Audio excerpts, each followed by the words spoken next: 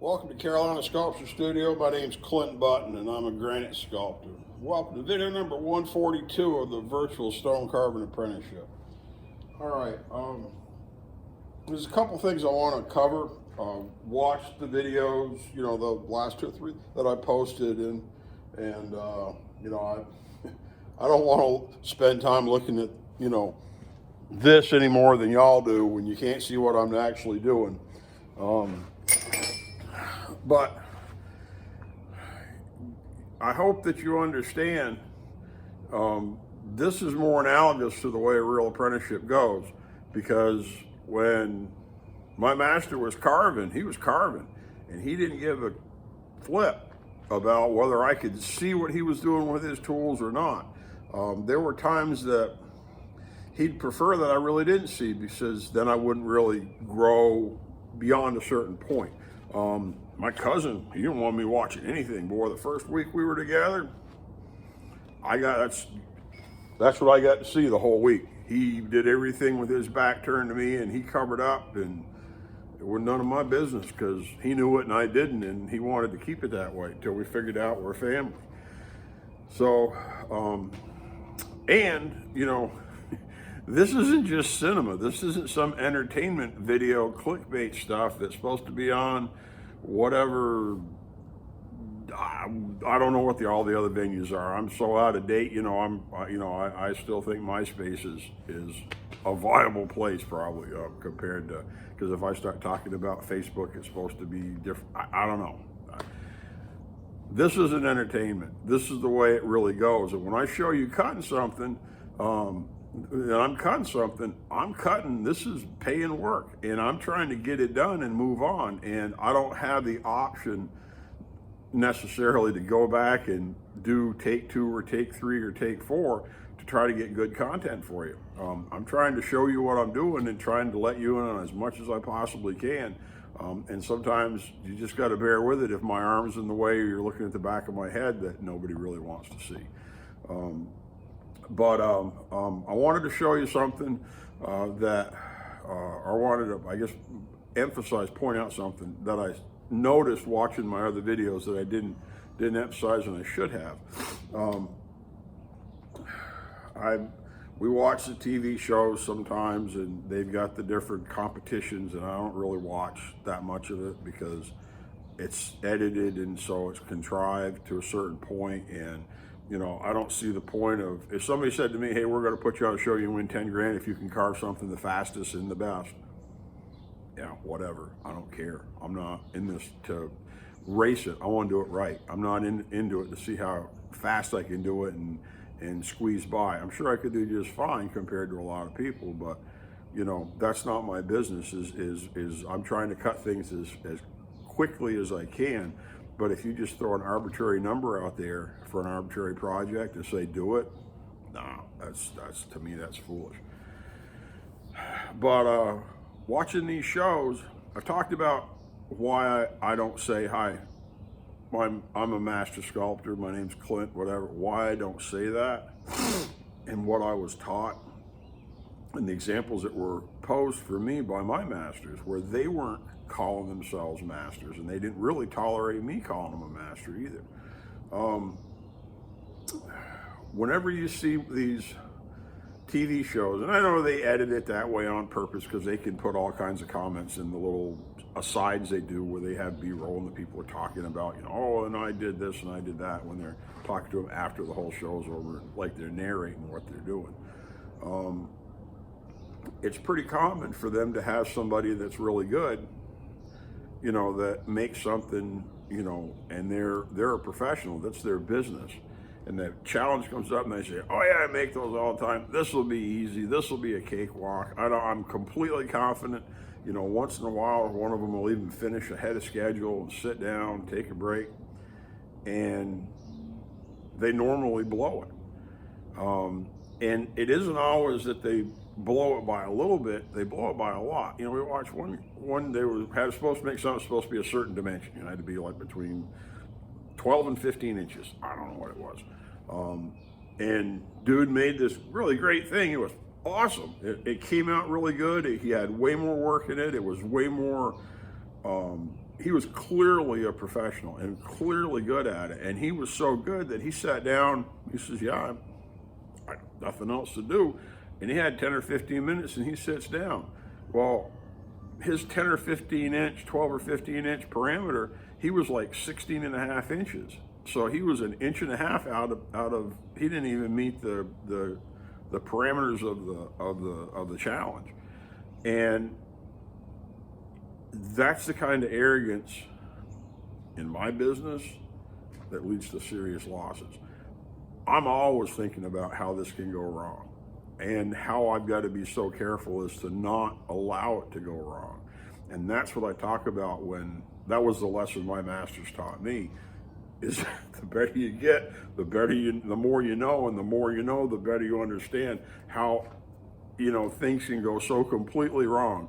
I talked about the last couple, video or two ago about having good posture, standing still, being comfortable. We even had questions come up in the comments between videos about posture. And I was, loading it on, like, oh yeah, well, I talk about this one in the next video. I didn't even think about it when I was answering it, because this is kind of a blur to me when I'm doing a video, and I'm working.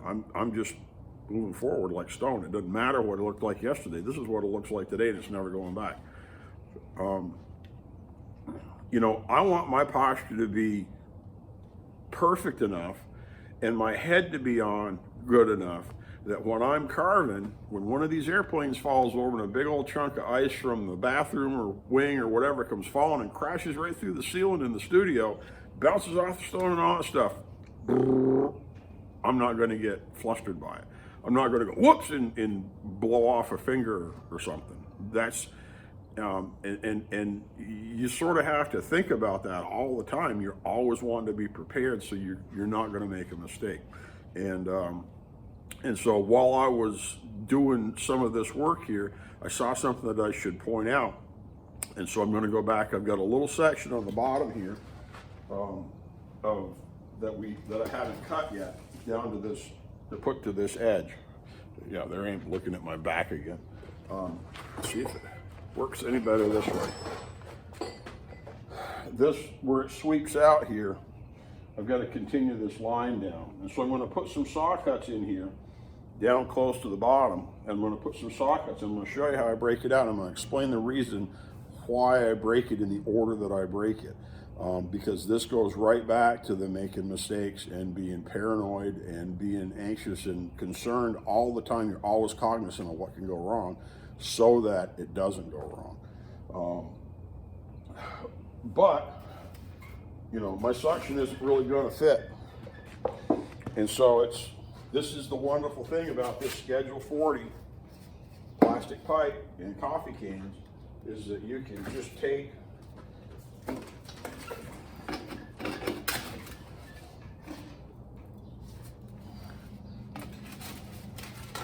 and reconfigure it so easily. Now, you probably aren't going to have a Roomlin boom like I've got and some of this other stuff, but 4-inch pipe, a 4-inch suction head, for a wood shop dust collector, that's pretty normal stuff, and you can plumb all this up. And if you've got square corners, it can develop static in here to a certain extent. If you've got square corners, it'll drop out. You're better to bend it or have, a couple pieces put together. But, depending on how your station's set up, you can have a pretty good suction system and then put it together like this and it works great. But let me put a couple saw cuts in here. I'm just going to go ahead and saw this up. I don't know that I need to show that. And then I want to bring the camera in, try to get it framed in really well and show you how I break it out and why I break it in that order. All right, be back in a few minutes. I put some saw cuts on there. Now, remember we were talking, I wanted to bring this feather at the bottom here out just enough to break this corner here. It won't be very much, just a tiny bit, but it's a little bit of a flourish to show that extra stone had to be taken out around it. And that's the kind of thing that adds money to a job, like it adds a lot of money to the job. But when you're quoting it, But this job, we kind of got to take that stone off anyway. So if I don't take the stone off, it actually saves me money, you know, in a small way.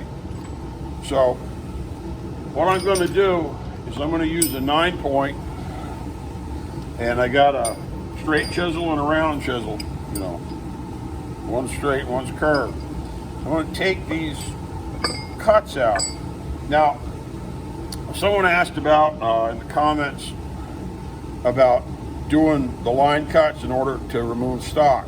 I'm not going to get down here near where the tip of that feather is. I'm not going to worry about carrying this all the way to the bottom right now. It's not that important. I'll deal with that later. I want to get this bulked out so we can tune this edge. Then I can go through and I'll work on axing this whole side to get this in place, because the light's just, boy, is it nice today. It's supposed to be cloudy and even rain later, so the light in the studio, I got great control. We're going to tip to this red line that you probably can barely see on the video. One of the things that is really tempting to do when you're new at this is this is good material. We're going to get rid of this. Everybody will lay right into this and take this line out and work near this edge, okay? I already warned you about having the saw and tipping it just a little bit to where it can undercut this edge. By working on that edge, you're imparting energy into that edge, and that's always a dangerous thing to do, because we're going to develop that edge by beveling it, and we don't want to put any extra energy that we don't have to. So I'm going to start, because this can easily break. You can very easily have a chip that falls out, especially where this is on the rift. It's really easy for it to break. So instead of me pushing like this, get rid of this, I'm going to push here on these outboard ones and leave this as a safety measure. Okay, and when I cut a niche, when I'm sawing out a niche, I pretty much always do this. I don't saw it down in and then break that. I'll break everything else, and then I'll go along and we'll take this off and try to stay off of that as much as we can, because a lot of times when we're working this, and we'll see if it happens on this video, I'm not super deep up here, I'm a little deeper down here.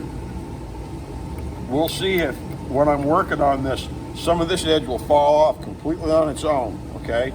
And that's good. And then at the end, because this has already had energy put in it, because we've already been working on it, it'll be more fragile, it'll come off easy, and we'll break it off, and we'll work more either like this, or we'll go it up along and it may just come right loose. Let's see how it goes. I'm gonna put just a little bit deeper cut right there to open it up, just to make sure that it's nice and even before I start. When you're doing your saws, your side grinders, any of this stuff, a lot of people will wrap their cord around the grinder like this to store it. The wires have a memory. You want to have big long loops, like I'll have it hanging on the bench with 2 or 3 loops hanging off. Try to keep this as straight and unbent as possible, and it'll make it a lot easier to do.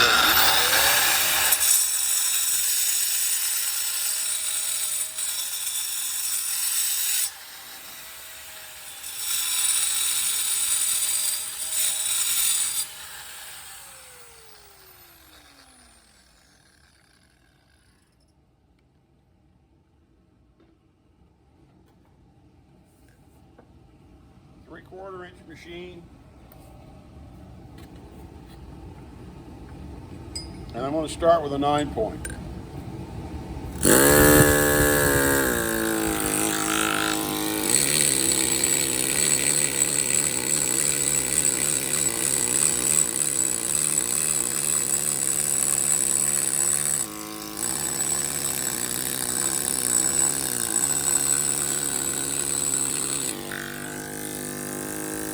Just to rough that up, and it already split a lot of it off.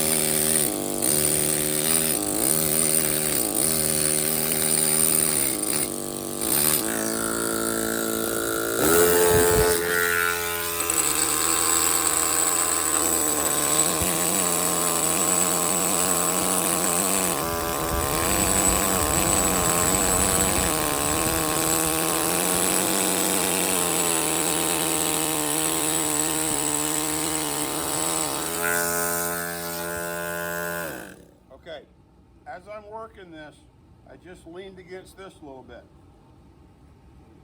See that? Now, if that had happened on that edge, I would have been screwed, okay? But I didn't. So this is perfect. What I'm going to do right now is I'm going to take the bottom end of this off, because this is a foundation point where it's securing that.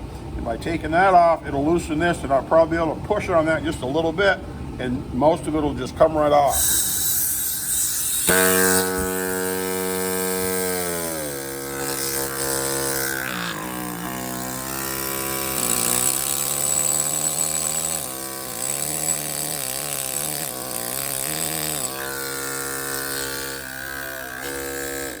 Okay, now when I went in on that, I was really careful to not let this tool hit this edge of the important part of the stone. I held it off with my finger and I just slowly pushed it in. Now I could just take the 9-point or the 2-blade and go like this. I'm probably going to try it. Let me see what I can do. It'll push right off. Be careful, it'll go fast. Down at the bottom, down in. I'm down in the bottom. I'm not up on top. Down here, so it's resting against this junk stone here. So just put some energy into it, and it should fracture it, and it'll come right out.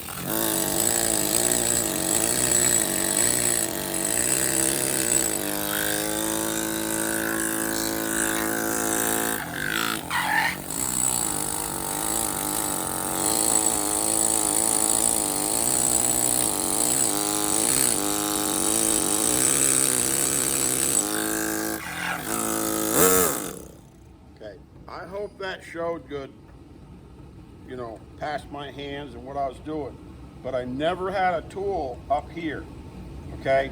When I'm doing like around the niche, I'll leave that in and I'll just go around and push it. Now this is breaking different because this is the rift and this is the head grain right here. So you got to understand how it's going to break. But by staying off that edge, I've really protected myself. I've really done a good thing. And now I can take a 2-blade or a bush chisel and just tip that edge, and we're golden.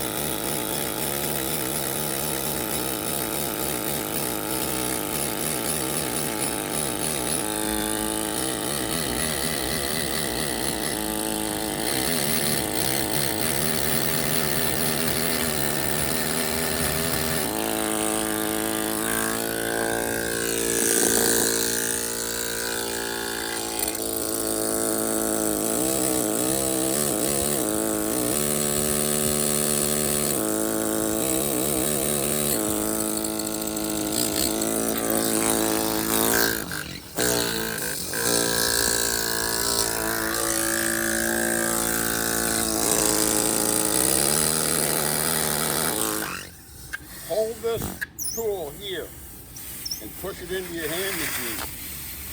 Okay? Not back here, but up front you can control it real easy, either by the bolt or by the blade.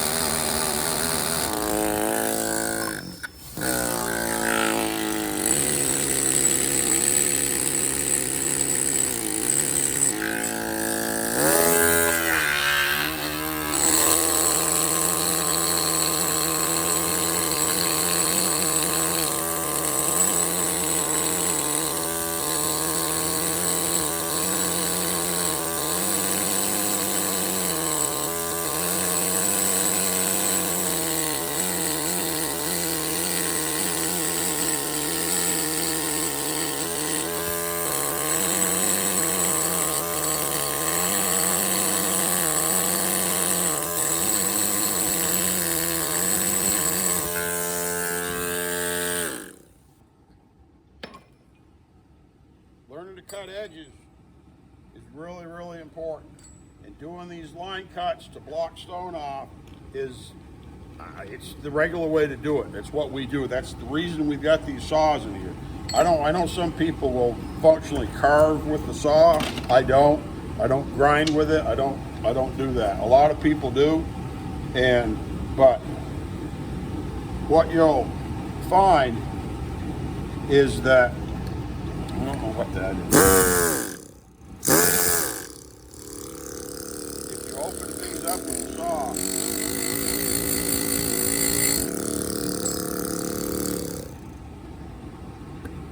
you can break stuff really easy. The closer the saw cuts are, the easier it'll collapse. And I don't know, a lot of these are 2 to 3 times the width of the blade, and that's sort of about as close as you can place the cuts and get a good, secure, safe channel. But by doing this and leaving the one next to the sound material, the job, leaving that first, do that first cut, then do the next cut, and as you keep skipping over, when you start taking them out, leave that first as a buffer, just in case. And you saw some of that as I worked this, that fell off. If you lean against this that same way, it's easy to have blowouts on this edge, and then you got to fix it. Don't cause that problem in the first place. Do this. Do these cuts like this, and work your way back to the edge, and when you get back to it, this last strip right next to the good work will pretty much fall out on its own, and you have a perfectly secure edge. All right? That's the way you do it. All right. Now back to, I think I'm going to axe. I don't know if I can get the camera and show how this is a really nice edge. And just axing it should clean up a lot. I'm going to start from this way and advance. Start from this side and advance to get rid of this little bit of stripe or corduroy that I can see. And I'm going to push that down, and we'll get this across and get that tuned up really well. And it's a good day to axe. I think that's what I'm going to do. So let's get to work. I'm going to see if I can draw a couple of diagrams here. I want to explain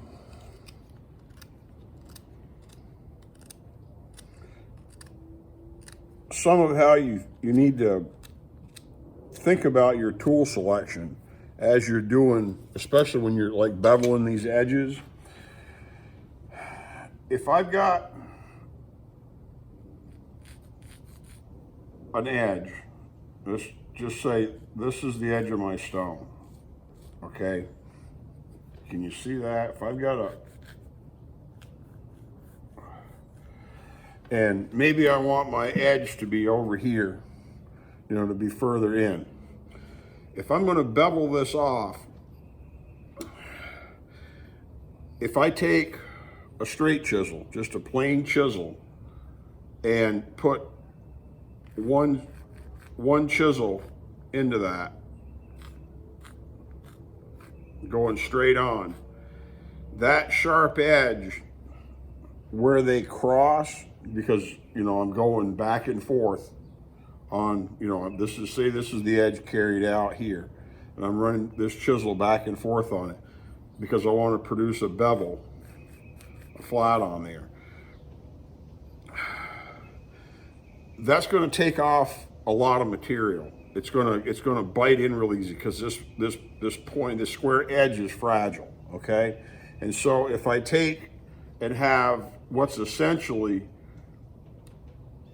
like a 2-blade, it's like having 2 of these chisels that are ganged together. So I've got that same energy dissipated, spread out between a couple of blades. Or I've got a bush chisel that maybe has 5 blades. And so this small edge will support this more. Instead of having the energy in one chisel, it's spread out across 5 chisels, okay? I hope this makes sense. If I want to take, because down here on the bottom where we just beveled it, I reached and used this. That's because I was cut very close. I only wanted to bevel it like this much. I didn't want to take off that much. And so I wanted to be very careful about how much material I took off. So I only took off, so I used a bush chisel, okay? And that'll help, it'll support it better, it won't bite in as much. And I understand some people would like a book to, when you do this, use this chisel, and when you do this, use that chisel, and this chisel will take off exactly this specification. They'd love to have a chart that they can memorize, okay?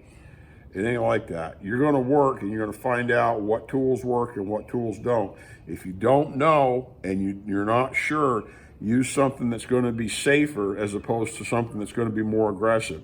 It's real easy to take off stone later if you need to, if it's still there. It's really, really, really impossible to put the stone back. You simply can't do it. So when you're doing something like an edge, and if you see me cut this in like I did down there, and I didn't have to tip it very much, I ended up using this instead of using this because it supports better.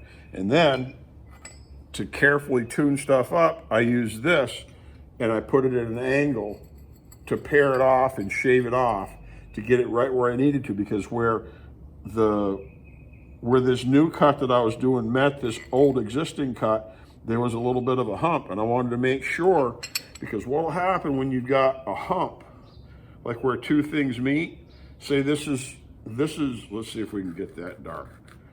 All right, that line right there, and you've got a bump where your new piece is, and you've got to lower this down here. What's going to happen if you just scrape back and forth on this to bevel that, to go down here, is your tool is going to carry over this hump. It's going to go over it, and then it's going to dig. I don't know if I can show it. Your tool will be on this side, but it'll go over this hump, and you'll end up digging it over here, and then you'll have a witness to where, you don't want to have that witness, because now you're taking this perfect edge, and because you went over this hump with a tool, you've dug out on the other side, so you got to be really careful. I prefer to work from this side to pare this hump off, taper it, then I've got a tapered blend, just like all these pieces that I've been taking off here. We lowered an area, we left it crown, and then we just slowly worked the crown out. If I take this and I come off of here, and then I can slowly take this crown down, I can end up with a really, really great edge, okay? I know that's just drawn on the stone, but I hope it makes sense. Go slow with your tools. Try things, where it doesn't matter, where we're doing waste work. Like if you're not sure, go out here on this edge and see what cuts, how it cuts and doesn't before you go in and do something important. And, take advantage of having that stone there to practice on. But just be careful, because once you booger this edge, if I cut a big nick out of this edge, I got to deal with that edge up and down the whole stone. Now I've got a fairly good edge. If I sight down it, it looks really good. And I'm just going to start axing it from this side all the way across and clean all this off. And we should have a really nice stone. And then I'll go back and probably mark these lines again once I get this perfect. Okay? So let's go and do some axing. Well, time to wrap this video up.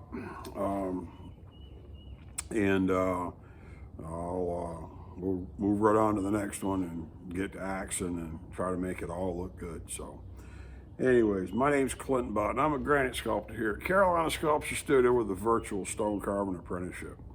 Thanks for coming in.